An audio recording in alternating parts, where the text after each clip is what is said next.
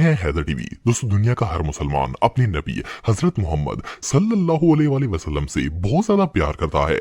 वैसे तो हर उम्मती आका करीम पर जान कुर्बान करने के लिए हाजिर है, लेकिन आज की इस वीडियो में मैं आपको नबी करीम सल्लल्लाहु अलैहि वसल्लम के लिए अपनी जान कुर्बान करने वाले सबसे बहादुर लोगों के बारे में बताने जा रहा हूँ। तो शुरू करते हैं अपना काउंटडाउन। मुमताज कादरी। दोस्तों, 2011 में आसिया नामी एक क्रिश्चियन खातून ने नबी करीम सल्लल्लाहु अलैहि वसल्लम की शान में बहुत ही नाजेबा अल्फाज बके और माज़अल्लाह आपकी तौहीन की, लेकिन मुसलमानों ने फौरन इस मालूमा औरत को गिरफ्तार करवा के इसे सख्त सजा देने की अपील की।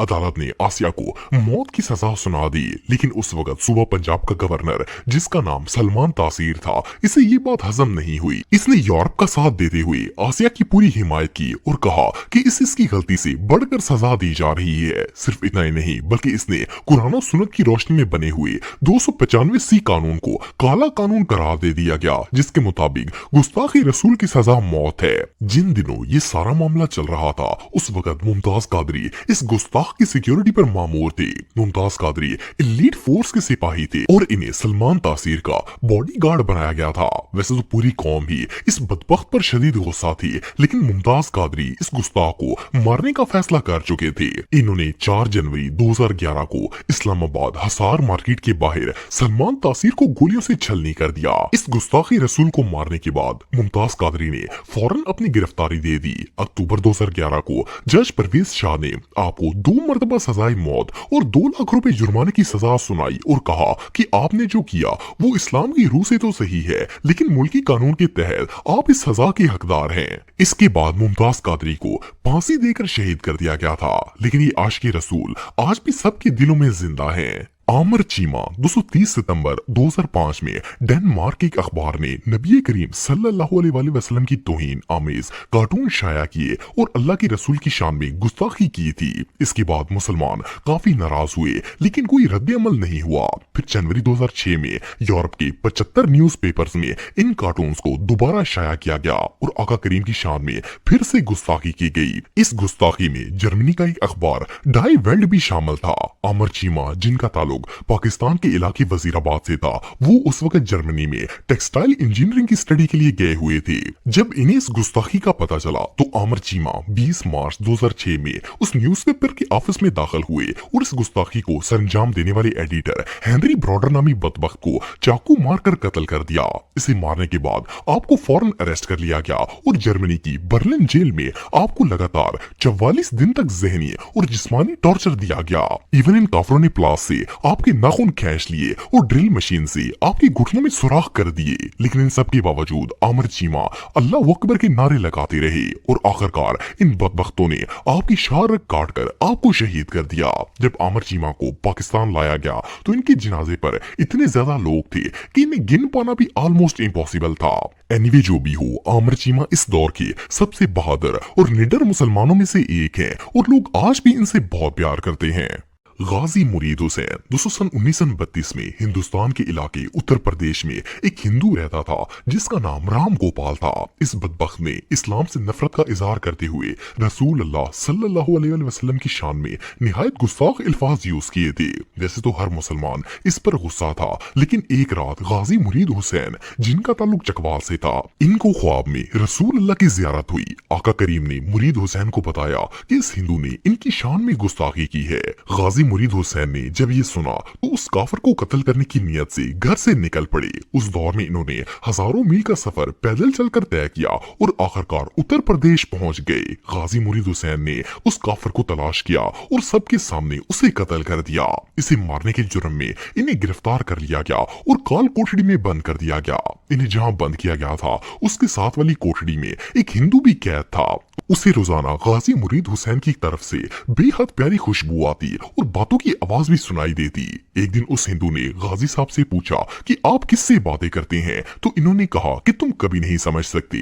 असल में आका करीम अपने इस गुलाम से मिलने के लिए तशरीफ लाते थे और गाजी साहब इनसे बातें करते थे। ये हिंदू इतना मुतासर हुआ कि इसने उसी वक्त इस्लाम कबूल कर लिया। अगस्त 1936 में गाजी मुरीद हुसैन को सजाए मौत देकर शहीद कर दिया गया था, लेकिन जब इन्हें कब्र के अंदर उतारा गया तो 11 दिन तक इनकी कब्र से शहद निकलता था। वेल, नामों नामूस रिसालत की खातर अपनी जान कुर्बान करने वाले इस बहादुर को लोग आज भी याद करते हैं और इनसे मोहब्बत करते हैं। गाजी इल्मुद्दीन दोस्तों सन 1929 में लाहौर के अंदर राजपाल नाम का एक सहाफी था। इसने एक बुक शाया की थी जिसमें इसने माज़अल्लाह नबी पाक सल्लल्लाहु अलैहि वसल्लम की शान में निहायत गुस्ताखाना अल्फाज इस्तेमाल किए और नौजुबिल्लाह आका करीम का मजाक उड़ाने की कोशिश की थी।